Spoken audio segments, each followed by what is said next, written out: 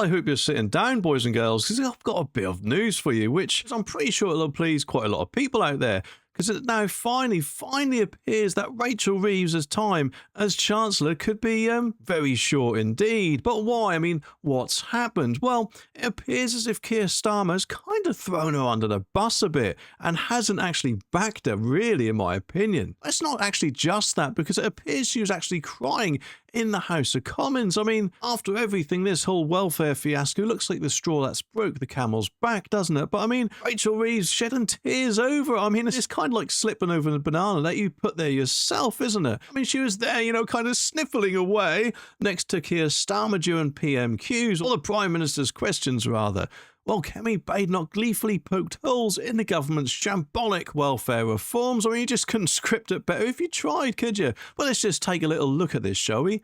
And you'll see what I mean. Mr. Speaker, that in the first year of a Labour government, we got free school meals, breakfast, look how it is there. Got £15 billion invested in transport in the North and the Midlands. We're cutting regulation, planning and infrastructure is pounding forward, building 1.5 million homes, shaken, the biggest investment in social and affordable housing, and of course, Mr. Speaker, the 3 trade deals. Remember the ones that they couldn't get, including the US trade deal. On Monday, those tariffs came down. That secured the jobs at JLR. That's who we care about on this side of the House.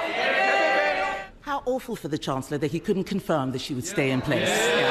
Mr. Speaker, this is why she always cheers me up. She talks about living within their means, having left a £22 billion black hole. Mr. Speaker, she talks about the first year. I'm really proud of our first year in government.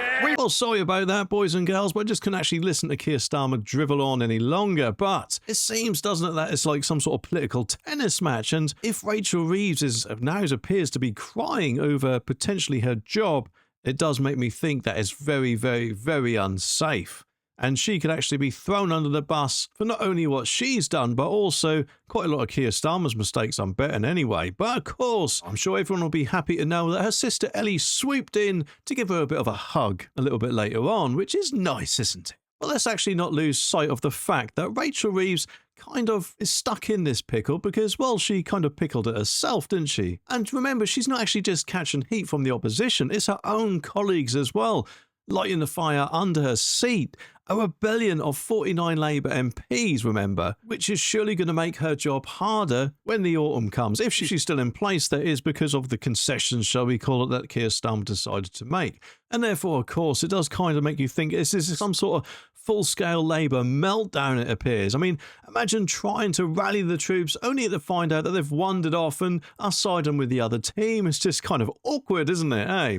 And then, like a cat playing with a particularly distressed mouse, Badenoch couldn't resist piling on the pressure even more. She mocked Reeves' gloomy demeanour, dubbing her the human shield for Starmer's blunders, a title that no one is fighting to claim. But let's be honest, you know, ever the, shall we call him supportive leader, or not in this case, because he dodged the question about whether Reeves would still have her job at the next election. It's kind of like, if anything, hearing you just lost your job or gonna lose your job in front of the entire Commons. I mean, that's a bit brutal, isn't it? Even for Keir Starmer, surely. But remember, these benefit reforms were supposed to be their big, bold move. An overhaul would redefine support for disabled claimants. But then, of course, they 90 minutes before, scrapped key parts, which, let's face it, if Keir Starmer had any credibility left, that, I'm sure, has made it long gone. So even he might, who knows, be going as well at some point. And in fact, actually, I reckon they'll both be gone by Christmas. And what a fantastic Christmas present that would be.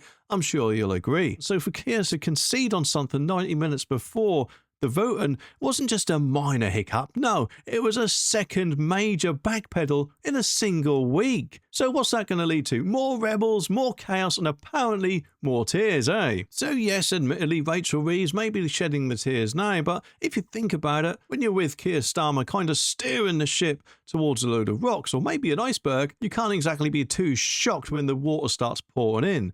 So maybe next time, you know, they'll either keep the tissues handy or actually double check the map, eh?